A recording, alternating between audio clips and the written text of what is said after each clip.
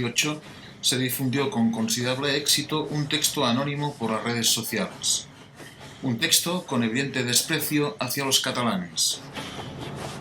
Se podría decir que un simple post o mensaje carece de importancia, especialmente si es anónimo, y que no vale la pena discutirlo. En nuestro caso, pensamos que el texto cumple dos características importantes que nos empujan a responder. En primer lugar, reúne muchos de los tópicos de la historia sesgada que se sirve al gran público. Y en segundo lugar, por el odio que destila. Un odio que no dejará indiferente a alguien preocupado mínimamente por la historia o cuanto menos por la concordia. Aquí Ramon Riera, en el blog de Buidac de Memòries, dedicado a la divulgación histórica.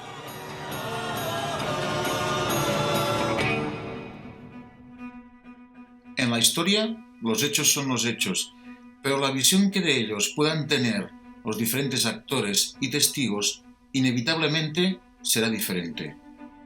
Pretender que existe una sola verdad es una sandez. Aún así, pensamos que la pieza comentada ni tan siquiera tiene una mínima lógica. El texto tiene 4 tópicos. Primero, que Cataluña era un país pobre que se enriqueció gracias a una particular maniobra de Felipe V. Segundo, que los reyes concedieron un monopolio del tráfico de esclavos a los catalanes. Tercero, que el proteccionismo perjudicó a los españoles. Y cuarto, que el régimen franquista tenía un trato de favor por la industria catalana. Vamos a verlos de uno en uno y en fila india.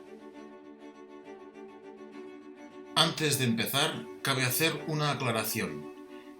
En el 1475 se firmó la Concordia de Segovia, donde se regulará lo que sería la futura vinculación de la Corona de Castilla y la Corona catalano-aragonesa en la persona de sus soberanos Isabel de Castilla y Fernando de Aragón, que serán conocidos como los Reyes Católicos y su descendencia. En este pacto se acuerda que los reinos tendrán un estatus aeque principaliter, esto es, como iguales y sin que ninguno de ellos tenga preeminencia sobre el otro ni se le incorpore o anexione. La entidad política resultante, que en el momento se llamará monarquía católica, será un imperio poderoso que tendrá territorios en 4 continentes y progresivamente se centralizará en Castilla. Los historiadores actuales apenas usan el término monarquía católica, más bien utilizan las expresiones más modernas monarquía hispánica en el ámbito académico español o imperio ibérico en otros países.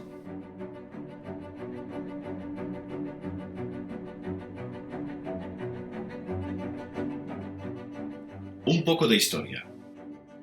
En 1714, Barcelona era un pueblo de 37.000 habitantes. Madrid tenía 120.000 habitantes.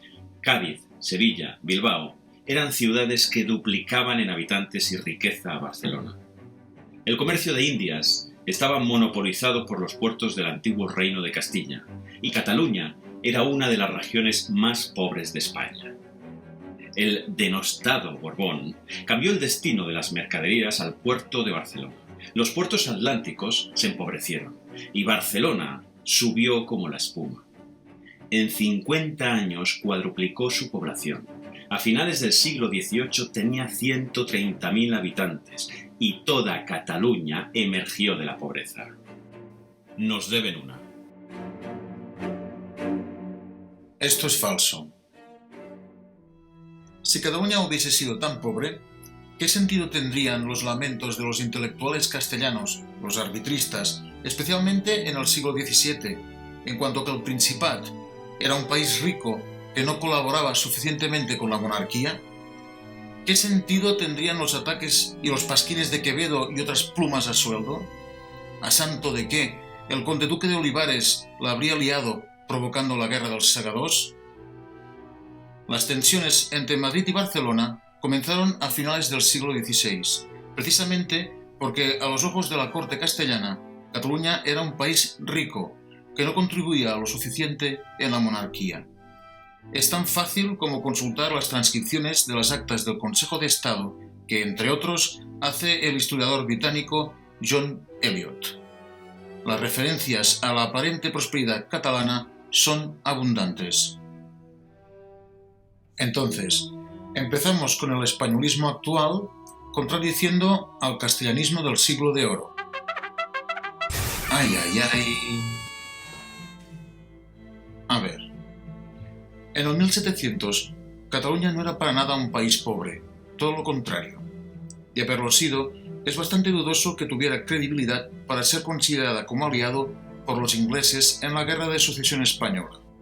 Según las investigaciones de Pierre Vilar y más recientemente Albert García Espuche, en el 1600 se inicia la creación de un mercado interno y la articulación de las comunicaciones que permite llevar los productos del interior a la costa exportadora, especialmente a esta presuntamente pobre Barcelona.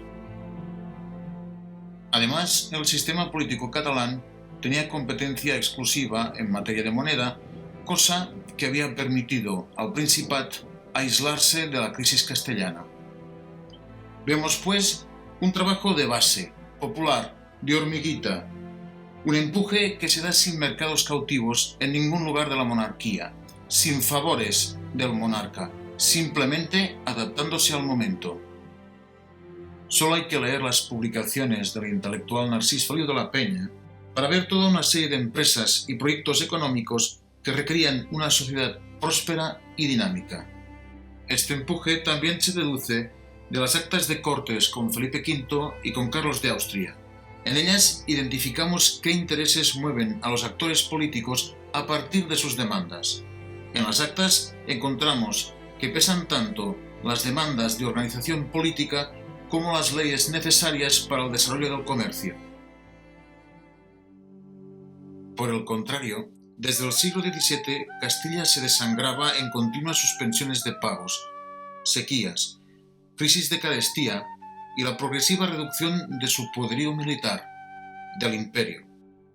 Entre otras causas, tenía un gasto militar exagerado e insostenible, una notable sangría demográfica, sufría una continua devaluación de la moneda y, sobre todo, una inflación galopante.